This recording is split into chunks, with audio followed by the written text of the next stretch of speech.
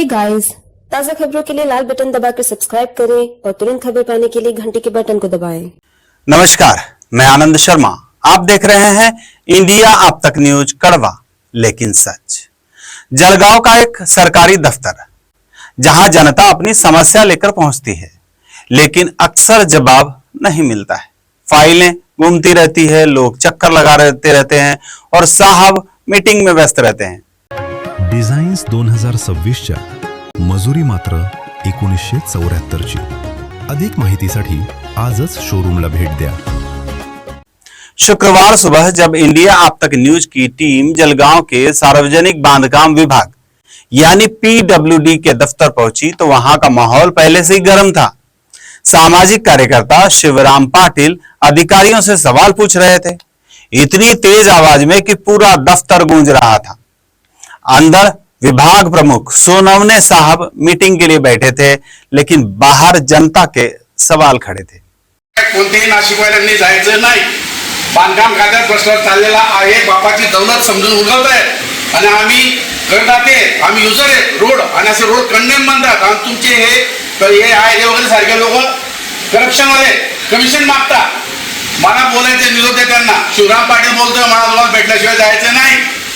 जर मीटिंग तुमची रात्री चालली तर मला उद्या भेटा, 12 वाजता येईन मी।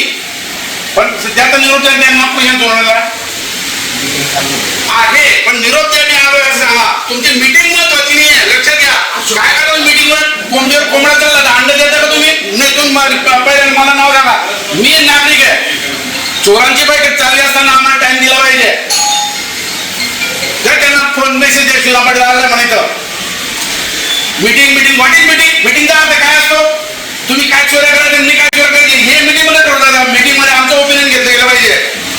चुकीचं झालंय सगळं। बांधकाम कडे एकदम तद्दन बदमाश आणि बदनाम झालेलं आहे तुमचं।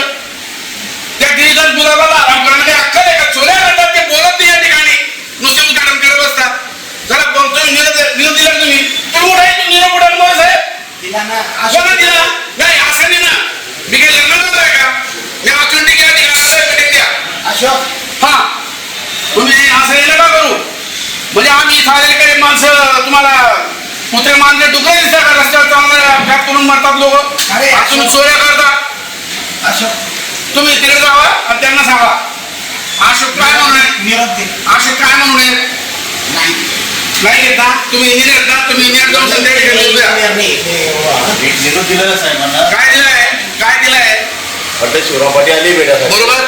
हा, मला काय वेळ दिला ते सांगा साहेब। नाही थांबा असं नाही, मला वेळ द्या। 1 वाजता 2 वाजता 3 वाजता 12 वाजता असं नाही की मी इथं बसून राहू। हे चालणार नाही। जर बदल मला खाटले घेऊन यावं लागेल तुमच्या मीटिंगला।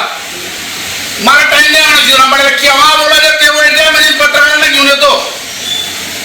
असं नाही की तुम्ही थांबा म्हणजे मी काय तुमच्याकडे भिक्षा मागायला आलोय का? टाइम आहे त्यांचा नाही तर त्यांना सांगा शिवराम पाटील आला मला 1 मिनिट मला भेटायचंय तुमचं, म्हणजे तो कोरम डिस्टर्ब व्हायला नको पाहिजे। या इकडे काय बोलत तुम्ही? उत्तर काय म्हणाल? नाही बोलव तुम्ही, मला भेटता पाहिजे ना असं मग कसं काय? ये क्षमा साहेब या।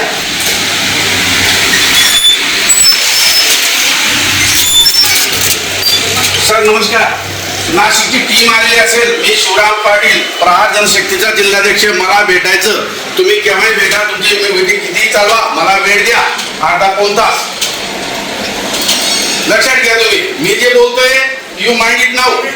आधी झाले म्हणून मी असं म्हणतो, मला वेळ द्या। तुमचं आता काय काम चाललंय ते करून घ्या। सर नमस्कार, तुमचं काय काम चाललंय मी डिस्टर्ब करत नाही। तुमचं ते जे काय सगळं काय करायचं असेल गोडागिरी करून घ्या, मला तुम्ही वेळ द्या। नाशिकच्या टीमने माझ्याशी बोललं पाहिजे। मी सोनवणे साहेबांशी बोलतो, आडी पाटलांशी बोलतो, आयरनशी बोलतो, मला काय फरक पडत नाही। तुम्ही आता आलेले म्हणून माझ्याशी बोला असं मला आलंय। हे बघा तुम्ही विचार करा, मला वेळ द्या। थांबा असं नका सांगू, नाही तर मग मला खाण्याशी झोपवा लागेल का? मला वेळ द्या। 2 3 4 5 10 11 12 रात्री 1 2 नाशिकचं पोलीस मग मला तर माहित पण नाशिकची मंडळी आलेली असेल। मग आता ही कशाला चालली तुमची? नाही आढावा म्हणजे कशाचा आढावा घेणार तुम्ही आता? तुम्हाला सांगायचं का? नाही असं मला मी सिटीजन आहे, मला सांगितलं पाहिजे। पीडब्ल्यूडी मध्ये काय सार्वजनिक बांधकाम विभाग आहे, खाजगी आहे असं तुम्हाला विचारलं नसतं। शासकीय बैठक चालू, शासकीय सुद्धा पीडब्ल्यूडी म्हणजे काय public work department not your private work department. तुम्ही आम्हाला प्रत्येक प्रश्नाचे उत्तर देण्यासाठी वेळ दिला पाहिजे. तुम्ही शासकीय, इट इज नॉट अंडरग्राउंड. ही तुमची बैठकीची मीटिंग आहे का?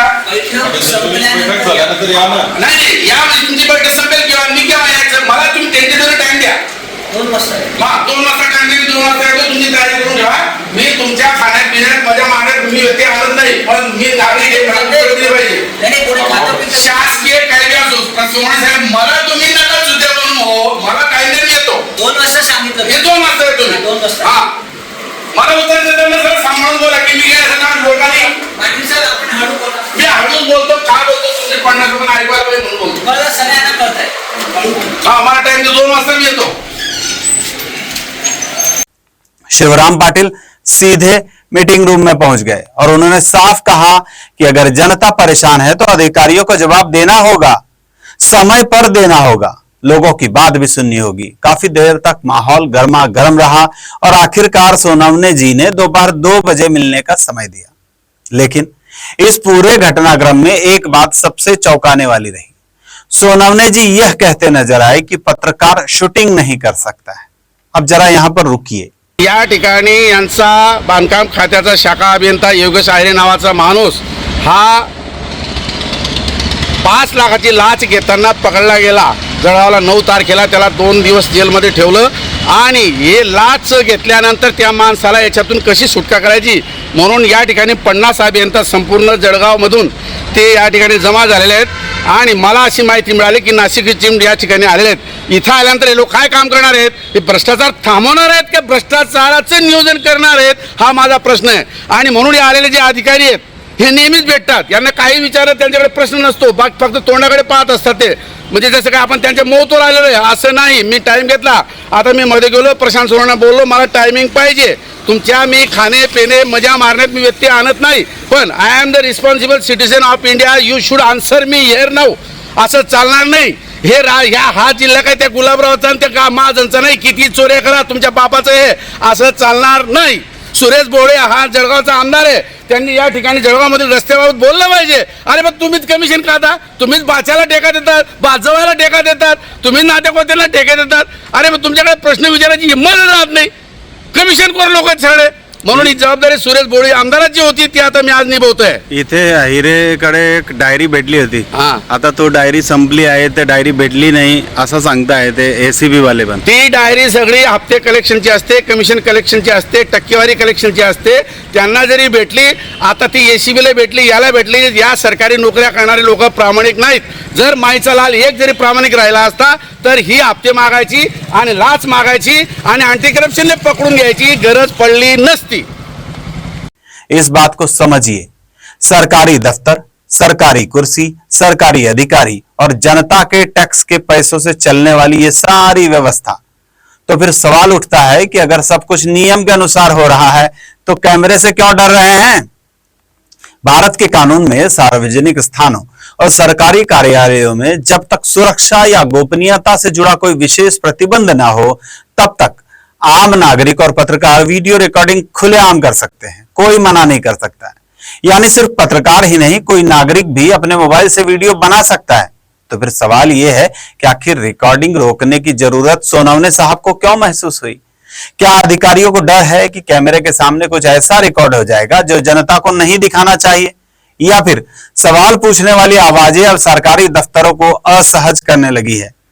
जलगांव में यह पहली बार नहीं हुआ है जब किसी सरकारी विभाग पर जनता को समय न देने, काम लटकाने और जवाबदेही से बचने जैसे आरोप लगे हों, लेकिन इस बार मामला कैमरे में कैद हो गया। यही बात शायद सबसे ज्यादा भारी पड़ रही है। लोकतंत्र में सरकारी कुर्सी जनता से बड़ी नहीं होती और जनता सवाल पूछेगी, कैमरा भी चलाएगी और जवाब भी मांगेगी। फिलहाल दोपहर 2 बजे की उस बैठक में क्या हुआ, अधिकारियों ने क्या जवाब दिए, जनता को क्या भरोसा मिला, यह सब कुछ हम अगली रिपोर्ट में आपको बताएंगे। अगर आपके साथ भी किसी भी सरकारी दफ्तर में ऐसा अनुभव हुआ हो तो हमें कमेंट करके जरूर बताइए। वीडियो को लाइक कीजिए, चैनल को सब्सक्राइब कीजिए। मैं आनंद शर्मा, इंडिया अब तक न्यूज से कड़वा लेकिन सच। जय हिंद। भंगाळे गोल्ड जलगाव, सोनं खरेदीसाठी विश्वासाचं एकमेव नाव भंगाळे गोल्ड।